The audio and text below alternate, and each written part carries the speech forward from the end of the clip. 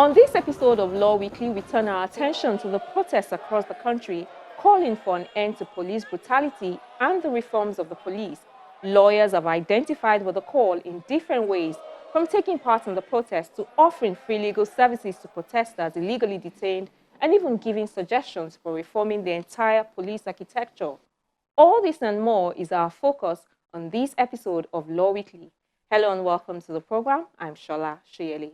Protests continue in different parts of the country with hashtag #EndSARS, SARS must end SWAT, end police brutality, reform the police, and much more. Protesters say this is all fueled by the need to stay alive.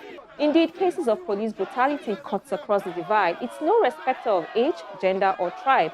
And that's one reason why the core message of this protest, championed by the youths, resonates with many. In Lagos, a group of lawyers also identified with the core message. They took to the streets to also demand an end to police brutality, just as they made a call for a reform of the police force.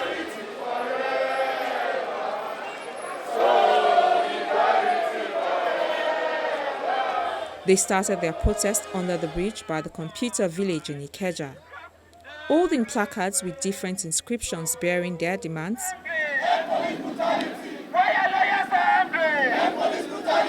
The lawyers sang and marched to the office of the Commissioner of Police in the state. There, they articulated their message.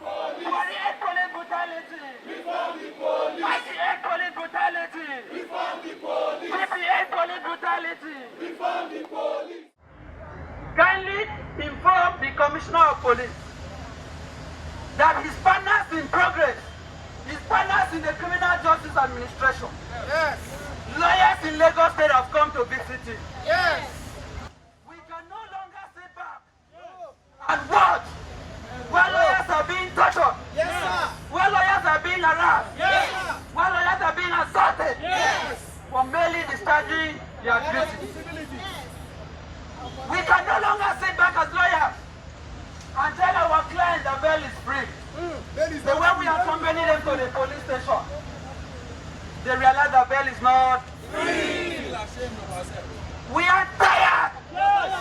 We are fed up. We are disenchanted. We are disillusioned with the killing, with the murder of the citizens who are supposed to be protected by the Nigerian police. The Commissioner of Police comes out to address the lawyers. After listening to their demands, he explains that the process of reforms has already begun. He also says that in line with the IGP's directive, the Lagos SARS has been disbanded, with their offices shut. The one that IG has disbanded now, they have been disbanded. From that day now, you go to their offices. Go to Surulere now, so go to Bagada, so go to Festac, where the offices are. They are under lock and key. We only posted 2 policemen there now to guard the places. They are no more functioning. They are no more, that much I give you. Now, the issue of the bail. Bail has always been free. But it is not free, sir. What?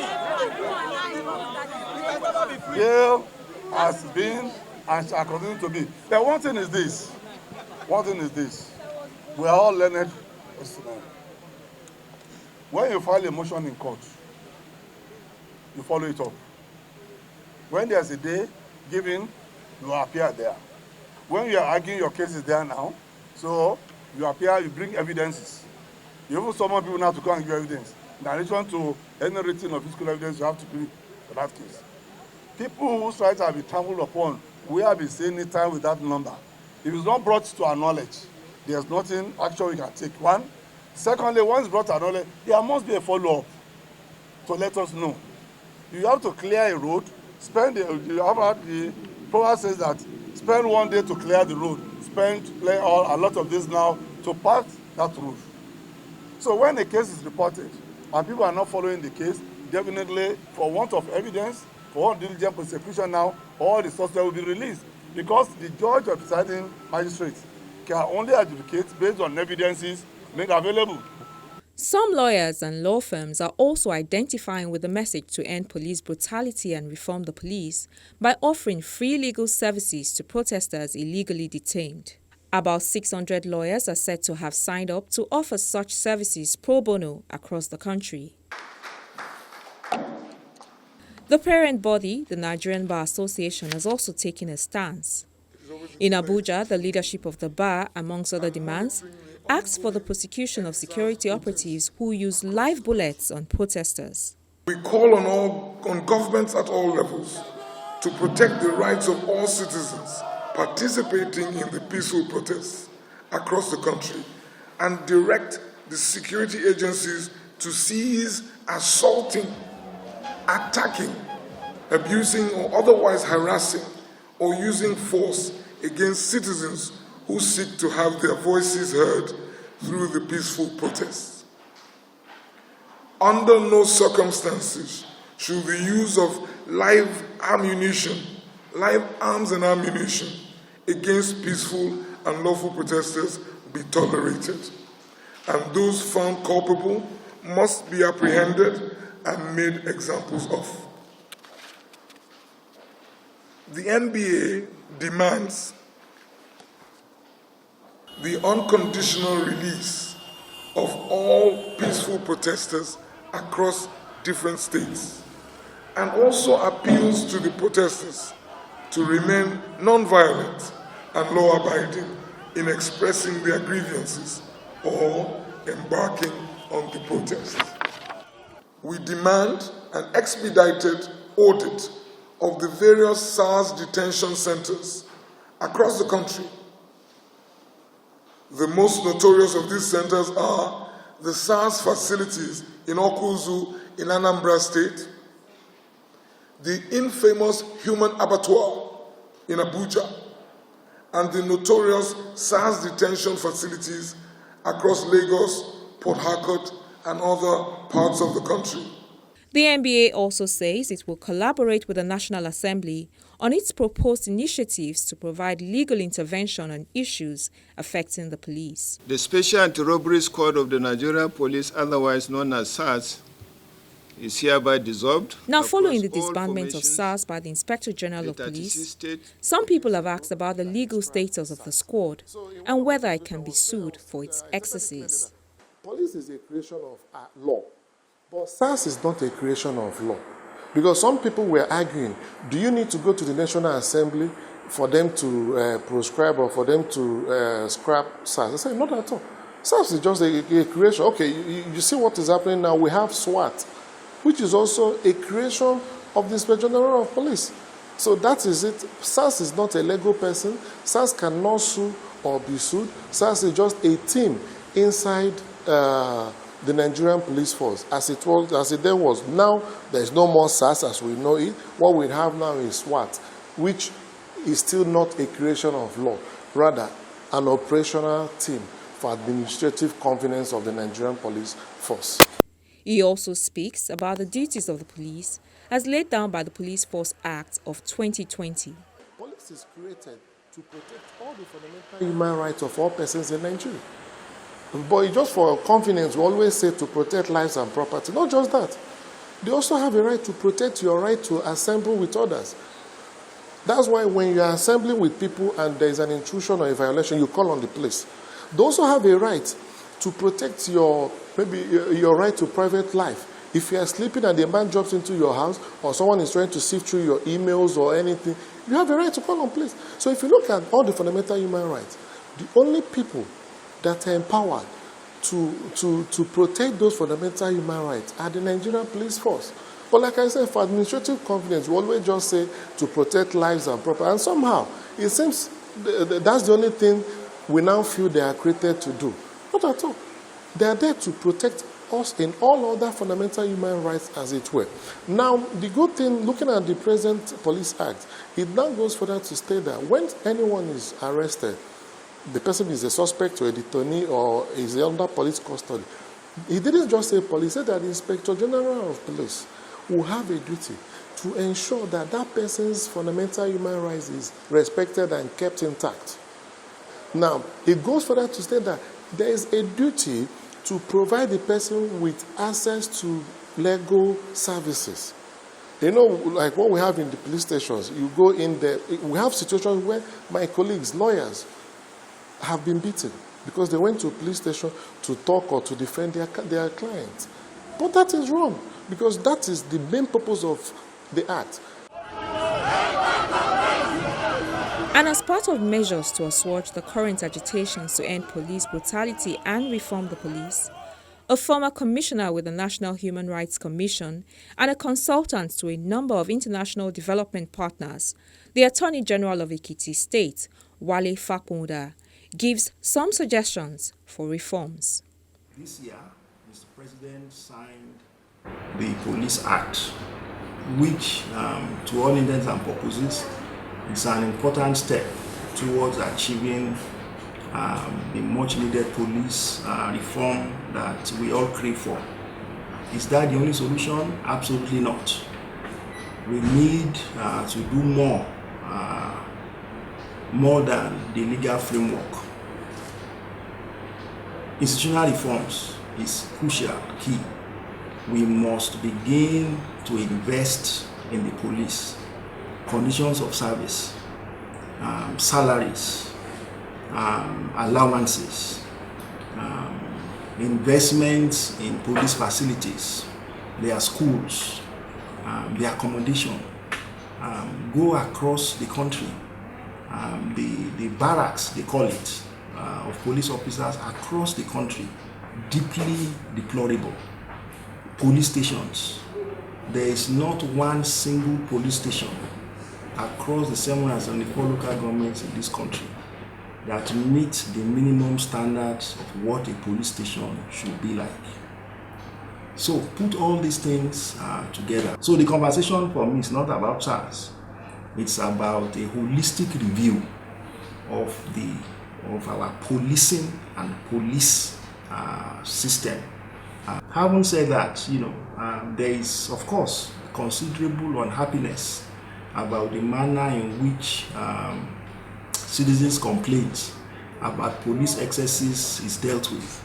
You cannot expect the police to effectively review complaints against its persons. That has not happened properly.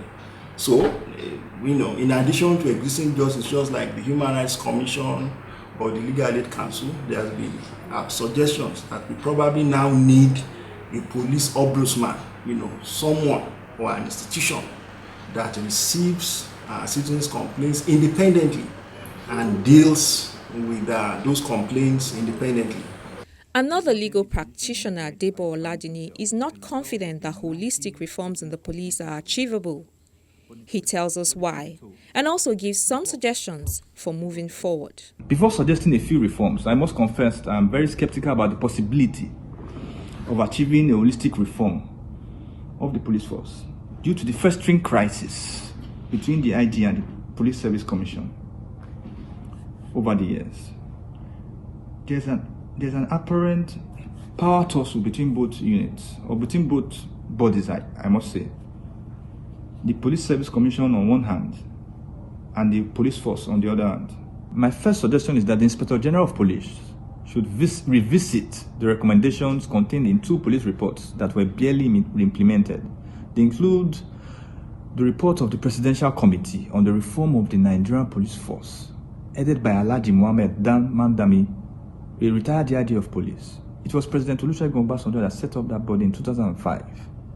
The second report is that of the Presidential Committee on the Reform of the Nigerian Police Force, headed by Alhaji MD Yusuf, a retired IG of police. That committee was set up by President Umar Yar'Adua in January 2008. By looking at these 2 reports critically, the IG will have a good grasp of the challenges identified in both reports and the possible recommendations which will prove useful in remodeling the police force. The second suggestion is that a critical review of the police force recruitment criteria is necessary and should be carried out. Emphasis should be placed on competence, merit, rather than sentiment. Thirdly, there's a need for proper basic training and retraining of police officers, especially in the use of firearms, to reduce to the barest minimum the issue of accidental discharges, leading to the needless loss of lives. Welcome back. Staying with the issues of police reforms, the leadership of the bar has also met with the Speaker of the House of Representatives on the need to collaborate on legislations to address police brutality within 30 days. We have some details from that meeting up next. The leadership of the Nigerian bar is really worried about the NSAS protest. And as part of seeking solution, the NBA met with the Speaker of the House of Representatives. Here's how the NBA president described the agenda for the meeting. I am here solely for essentially a one-item agenda, which is, indeed, the plan was to come to the House to visit with you as a collective, the newly elected members of the NBA Executive Committee. However, in the light of the current goings on in the land, in the light of the upheavals that we are currently witnessing, the end of which no one really can predict, I thought it would be important to come here to solicit, to encourage members of this distinguished body to do more and to ensure that we avert what, as far as the NBA is concerned, is a potential crisis situation. Indeed, that is if we're not already in a crisis situation. So I'm here essentially to have this engagement with Mr. Speaker and the honorable members here to find out how exactly we can deal with this issue decisively.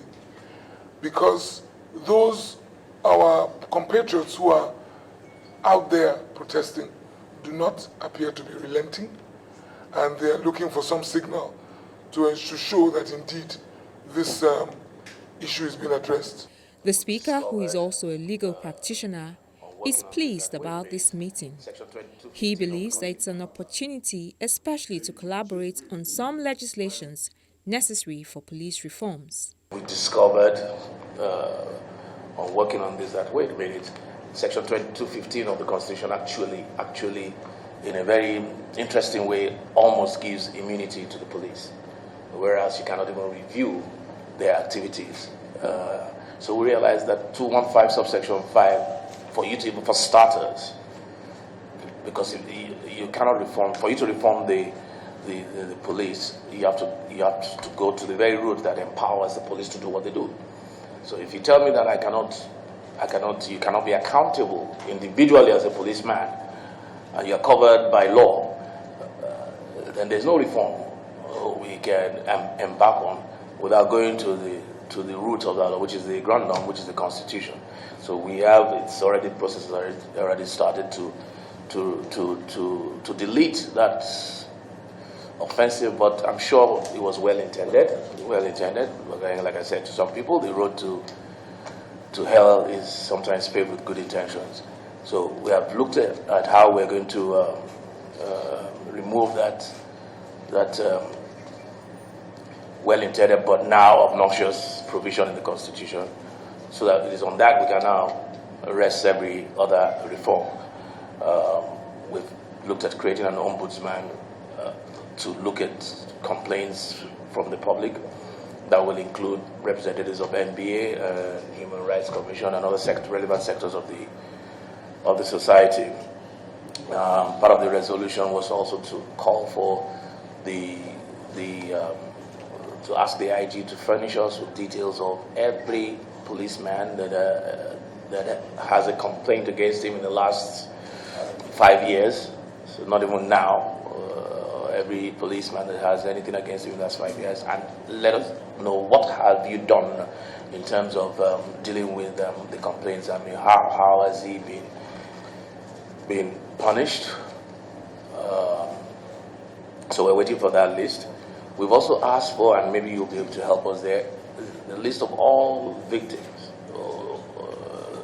that have suffered in the hands of the police, particularly those that have died. With a view to compensating the families. Legislation around issues of wages, salaries and welfare also came up. Both parties have resolved to work with other human rights organizations and civil society to address the issues of legislation within the next 2 weeks. And just before we go, here's a recap of some other legal stories we're tracking.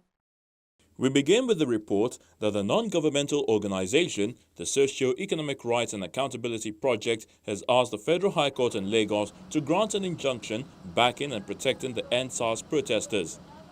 SERAP listed President Muhammadu Buhari, the Attorney General of the Federation, and the police as defendants. SERAP wants the court to restrain the president and the other defendants from sending their agents to harass, arrest, detain, or infringe on the fundamental rights of peaceful protesters in the #EndSARS or any other peaceful protest in Nigeria. The suit is yet to be assigned to a judge for hearing. The All Progressives Congress governorship candidate in the last Edo State election, Pastor Sage Ize-Yamu, has challenged the jurisdiction of the Federal High Court to try him on allegations involving a 700 million naira fraud. Ize-Yamu was accused of receiving the 700 million naira during the run-up to the 2015 presidential election. He was subsequently arraigned alongside 4 others, including a former deputy governor of Edo State, Lucky Maswen. At the resumption of trial on Thursday, his lawyer told the court that he had filed a motion challenging his jurisdiction on the grounds that the charge was based on election matters. According to him, the appropriate court to try electoral matters was the Magistrate Court or High Court of the state. The court has fixed January the 20th, 2021 for its ruling. In Abuja, the trial of the alleged Taraba State kidnap kingpin, Mr. Hamisu Bala, popularly known as Wadume, resumed at the Federal High Court in Abuja with a cross-examination of the 5th prosecution witness. The witness, an Assistant Superintendent of Police, Mr. Bala James, who earlier testified on July the 15th this year, was cross-examined by some of the defense lawyers at the day's proceedings. The trial judge, Justice Binta Murtala Nyako, has adjourned the case till 22nd of October for the prosecution to present its 6th witness. Mr. Wadume and 6 others are standing trial over alleged kidnapping, escape from custody, gun running, detention of kidnapped victim Usman Garba, and collection of ransom of 106 million naira from the victim before releasing him. In Lagos, a federal high court has fixed November the 18th to rule on a no-case submission filed by a social media celebrity, Ismaila Mustafa, popularly known as Momfa. Momfa is accused of cyber fraud and laundering about 33 billion naira. He had pleaded not guilty, and through his lawyer, Gboyega Oyewole, he filed a no-case submission insisting that the Economic and Financial Crimes Commission, EFCC, had made no case against him, requiring him to enter a defense. The prosecution counsel, Ibrahim Suleiman, has however asked the court to dismiss the no-case submission application. He told the court that the prosecution had been able to link the defendant to the alleged offences based on the evidence adduced and exhibits tendered through the 10 prosecution witnesses who had testified in the matter. He then asked the court to dismiss the application and ordered the defendant to open his defense. After listening to both submissions, Justice Mohammed Liman adjourned to November the 18th, 2020 for his ruling on the no-case application. And we round off with a report that the Senate has confirmed the nominations of 8 justices of the Court of Appeal as justices of the Supreme Court of Nigeria. The confirmed justices are Justices Helen Ogumiju, Lawal Garba, Adu Aboki, Mohammed Salawa, Adamu Jauro, Samuel Oseji, Tijani Abubakar, and Emmanuel Agim. Their confirmation followed the consideration of a report by the Senate Committee on Judiciary, Human Rights and Legal Matters. Chairman of the committee, Senator Okpeyemi Bamidele, stated that the appointment of the nominees was a bold step taken by President Muhammadu Buhari to strengthen the judiciary to meet the challenges of the 21st century. Lawmakers, in their contributions, expressed satisfaction with the qualification, experience, and competence of the nominees. And here's where we adjourn till next week. Don't forget that you can watch again this episode of the program and past episodes on our YouTube channel. I'm Shola Shayeli. Thank you for watching.